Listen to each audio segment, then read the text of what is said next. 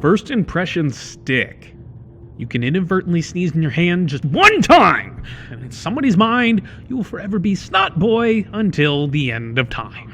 Such is the case with the original Xbox's first-party controller, lovingly nicknamed the Duke for both its extreme size and bulk. Somewhere along the line, this controller fell out of favor with the vast majority of Xbox owners, albeit after the release of the more compact controller S, or after an extended tryst with a Sony DualShock 2, it was subsequently relegated to the part of their brains designated for adolescent disappointment.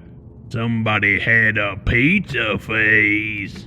However, the Duke's lasting impression should not be one of grandiose ineptitude, but rather it should be remembered as an innovation in the video game console space, even if the market it was introduced into wasn't quite up to speed. And let's not forget who the original Xbox was primarily targeted at: teenage boys.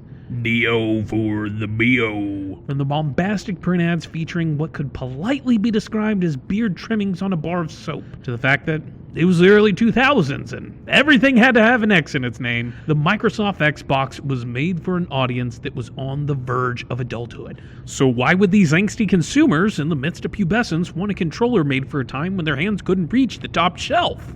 The incorporation of DVD media into the Xbox allowed video game developers to increase overall playtime of their games, and likewise, gamers played these games for longer periods of time, and thus, the need for a more comfortable controller.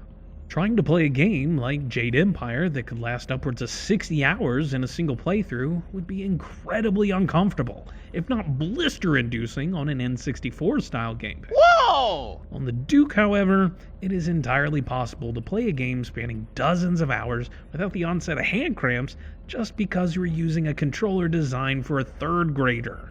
I can only speak for myself when I say that my hands are indeed larger now than when I was 10 years old. But I still got baby hands. The point is, the Duke's large size was a reaction to the notion that video games just aren't for little kids anymore. The days of the cutesy mascot platformer were coming to an end, and you couldn't simply sell a console based on arcade ports anymore. My other console's a Dreamcast. The analog triggers were borrowed from an impressive lineage dating back to the Sega Saturn, but their real purpose was fulfilled with video games' new king of the genres, the first-person shooter. Xbox launch title Halo Combat Evolved was just the tip of the spear for widespread FPS gaming on consoles, and there would be plenty of imitators to follow. It's true, the Duke's D-pad is a subpar effort, but the decade-old complaints regarding the button size and orientation really don't seem like much of a deal-breaker in hindsight when you compare it to Nintendo's counterpart.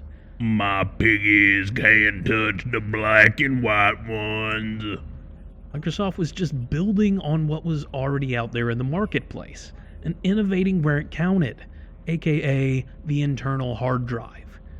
Director of Advanced Technology at Microsoft, Seamus Blackley, was quoted in an interview saying, "There were a couple of pivotal meetings where I consciously made the decision to say, I would quit and walk away if there was no hard drive. In exchange, I had to stop complaining about the giant controller.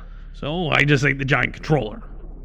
And I'm certainly glad that they did, because the Microsoft Xbox is an American console backed by the same American idealism that brought an office software company into the video game console business. It's from the land that brought you the Ford F-150, because trucks are big, and so is the Duke. Like the F-150, Xbox may have little resonance outside of America, but at its heart, the Duke controller represents an ideal.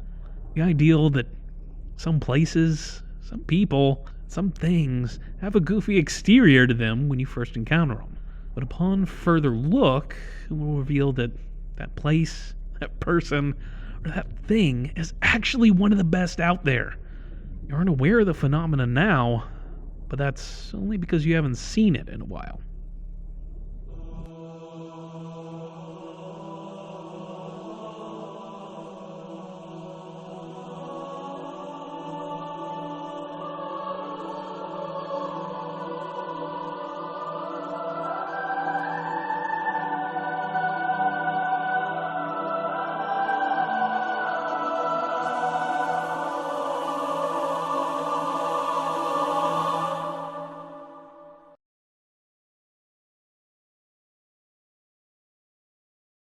This old console says the Duke Xbox controller is coming back this spring thanks to Hyperkin. What do you think?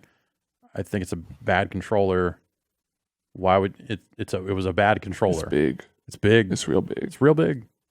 It's not a good, and not like good. That was a terrible controller.